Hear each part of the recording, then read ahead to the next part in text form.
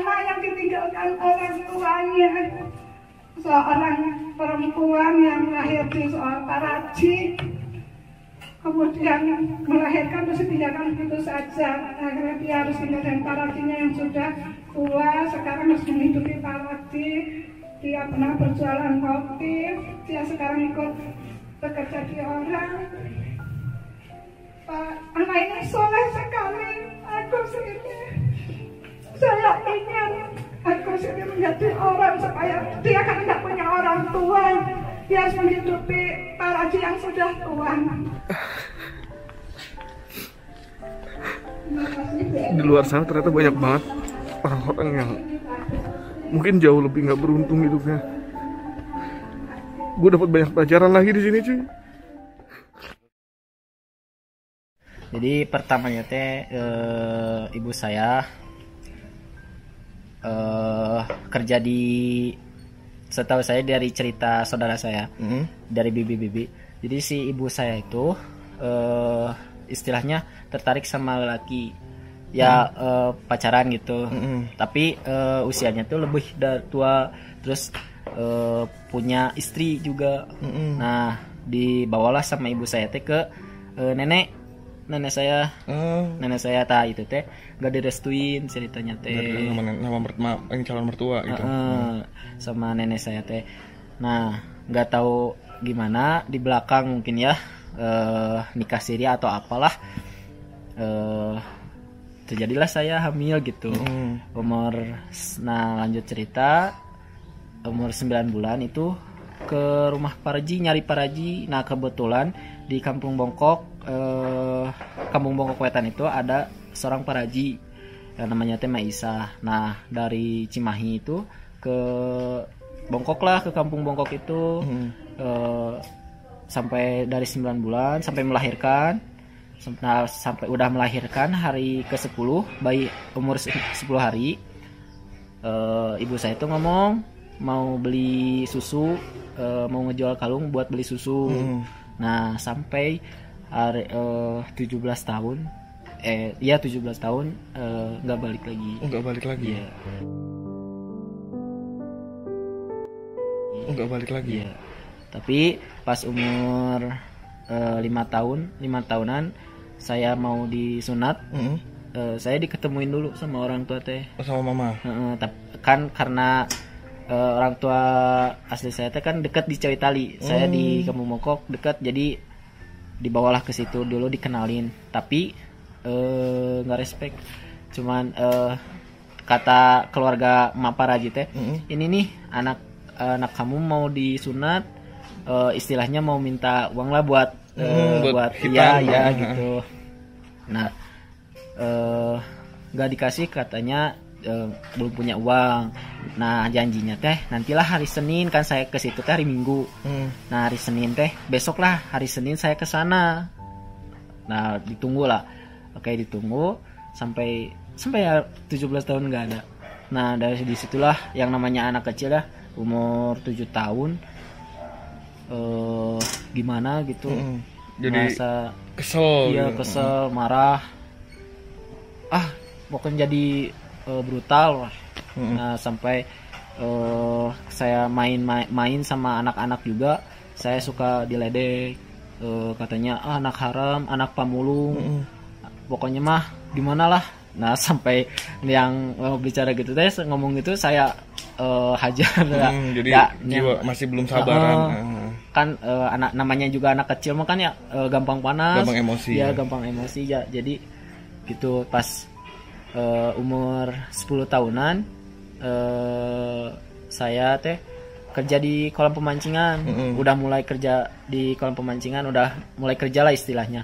Nah, di situ sampai 5 tahun, sampai dari 2011 sampai 2016 saya kerja. Nah, dari 2017 saya udah istilahnya diingetin sama bos-bos saya yang dekat sama saya, kan tahu ceritanya kayak AA, di mana sih orang tua kamu, pasti nanya gitu kan.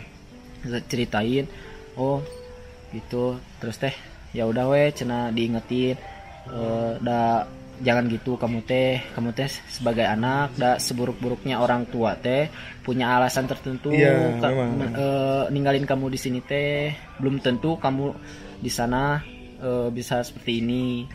Terus teh alhamdulillahnya juga kamu bisa di Maparaji. Coba cina sekarang mah banyak yang di anak yang dibuang jadinya di tong sampah di mana gitu kan.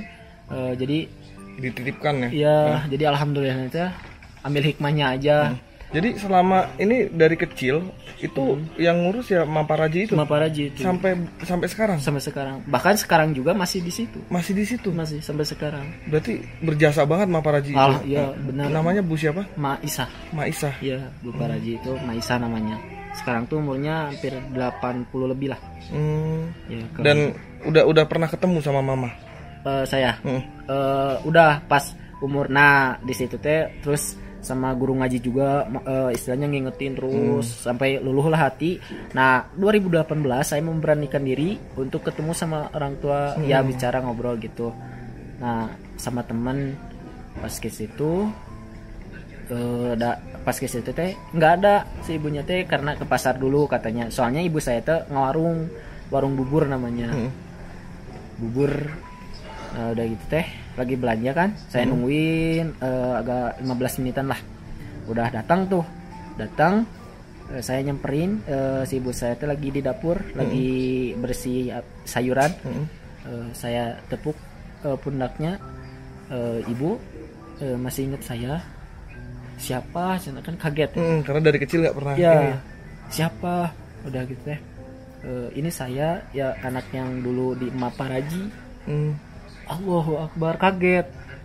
Terus mau meluk, terus berkaca-kaca mukanya, matanya teh.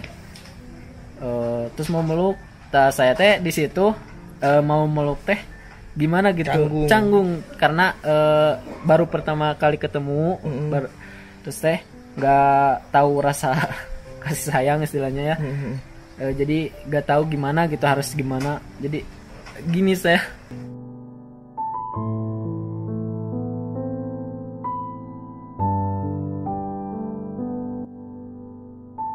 Iya. Canggung pokoknya mah. Sampai ditanya mau gimana ke depannya, mau di sini apa di rumah Maparaji. Kata saya teh saya mah udah di rumah Maparaji, kalau butuh apa-apa mah tinggal ibu telepon saya atau saya kesini gitu. Gitu pas gitu teh ya udah saya masih ditinggal di sini. Terus sampai saya nanyain orang bapak saya, bapak ibu kalau bapak saya di mana, namanya siapa, sekarang tinggalnya di mana. Katanya namanya bapak Dedi. Ciri-cirinya tuh tinggi besar, kulitnya tuh agak sawo matang. Biasanya orang Indonesia mah sawo matang. Nah itu teh sekarang di mana tinggalnya? Dulu mah di Garut, sekarang di Subang. Oh ya tuh saya cukup tahu aja. Untuk nyari mah nggak mungkin karena sama ibu teh dikasih taunya teh cuman segitu gening, nggak detail. RT RW-nya tuh nggak sampai jalan itu nggak detail. Jadi ya udahlah saya cukup tahu aja. Berarti emang dari kecil tuh bener-bener berjuang ya, tanpa kasih sayang kedua orang tua. Itu gimana ya, gue mau ngomongnya tuh bingung gitu ya mau nyampeinnya. Karena kalau saya pribadi pun mungkin mengalami hal seperti itu belum tentu kuat menghadapinya. Tapi Mas Agus ini di usia sekarang usia berapa? 21 jalan 22. Di usia 21 jalan 22 itu udah bisa menghadapi itu dengan tabah. Walaupun mungkin di awalnya ya emosi itu hal yang wajar, kecewa itu hal yang wajar, tapi bisa menghadapi itu dengan waktu yang cepat. Nggak semua orang tuh bisa menerima itu dengan cepat loh. Dan di sini satu sosok yang menurut saya tuh ketulusannya luar biasa ya. Ya dari Maparajinya itu loh. Kan di situ teh istilahnya kan saya tuh bukan siapa-siapanya dia gitu kan. Tapi alhamdulillahnya Allah mengasih sayangi saya gitu ya, dengan dijagain sama Maisa Paraji. Diurus dari kecil sampai sekarang.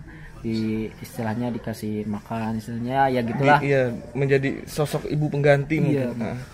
Jadi, Berarti Mas Agus juga sayang banget sama Maisa. ya, sayang banget. Sampai sayang banget sama si emak teh kayak orang tua asli Iya. kan. Si emak teh dulu kan Maraji suka dipanggil sama orang. Saya sampai nggak mau ditinggalin tuh, sampai harus ikut kemanapun emak pergi, saya harus ikut. Sampai kan kak sedesa itu tahu, wah ini anak yang dulu ikut-ikut si emak Paraji, sampai gitu. Pas saya udah gede teh, ya diceritain, oh cena dulu kamu suka ikut si emak Paraji ya. Jadi saya teh senyum. Iya, jadi gimana ya, sayang banget gitu sama si emak. Sampai gak bisa berkata-kata apa, yang penting si mama sehat selalu ya. Iya, pokoknya ya saya juga titip pesan juga mungkin ya dirawat Mama Paraji ya. Karena ya mau bagaimanapun dia sebagai mama pengganti yang mungkin menggantikan sosok mama yang tidak pernah kamu dapatkan waktu kecil. Kita coba untuk sedikit cooling down, bertanya tentang hal-hal yang lebih ringan kali ya, karena ini berat banget cuy. Di sini sekolah udah kelas berapa? Sekarang tuh kelas 8. Kelas SMP berarti? Iya, nah kan dulu tuh sempet pernah sekolah sampai kelas 3 itu keluar, 3 SD keluar. Nah diterusin lagi kemarin 2020 kesini diajak sama Bunia. Bunia ngobrol-ngobrol kan, Bunia tuh guru ngaji. Dulu saya tuh ngaji, nah ngobrol-ngobrol gitulah. Saya tertarik karena satu gratis ya, ada lumayan gitu ya belajar, tapi nggak mengeluarkan uang, bahkan dibayar mah. Ada beasiswanya gitu setiap 3 ada bulan prestasi ya. Setiap 3 bulan sekali. Terus si guru-gurunya itu ramah banget. Setiap pelajaran, setiap ulangan itu dikasih reward gitu. Jadi ke anak-anaknya happy lah. Ya jadi alhamdulillah. Itu dulu waktu sekolah dari kelas 1 sampai kelas 3 SD yang biayain juga Maisa itu? Ya, cuman dulu kan alhamdulillah SD tuh gratis. Oh gratis? Ya gratis juga alhamdulillah. Cuman ya adalah model baju, kantong, sebenarnya alat tulis dan lain-lain itu dari emak. Untuk cita-cita nih, kita bicara cita-cita, angan-angan ya, kedepannya mau jadi apa sih harapannya gitu? Harapannya saya pengen bisa sukses pertama ya, terus teh bisa ngebanggain emak pertama, terus teh bisa menolong banyak orang. Terus kan sebaik-baiknya orang itu yang bermanfaat untuk orang lain. Iya. Ya, itu saya mau itu.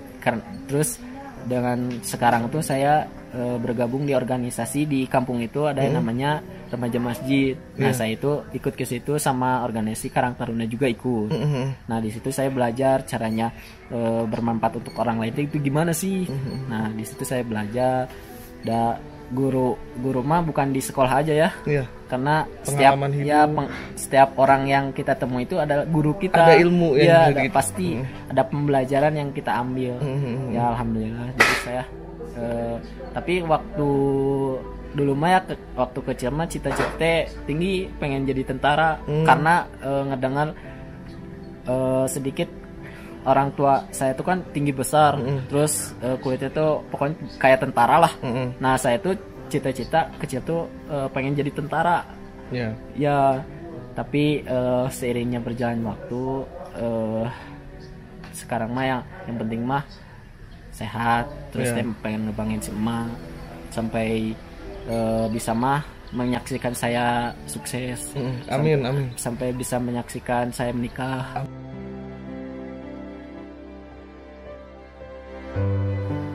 Ya, intinya apapun yang akan terjadi di kedepannya nanti, menjadi apakah kita itu tergantung dari langkah apa yang kita ambil hari ini. Betul. Jadi intinya harus sabar dan itu.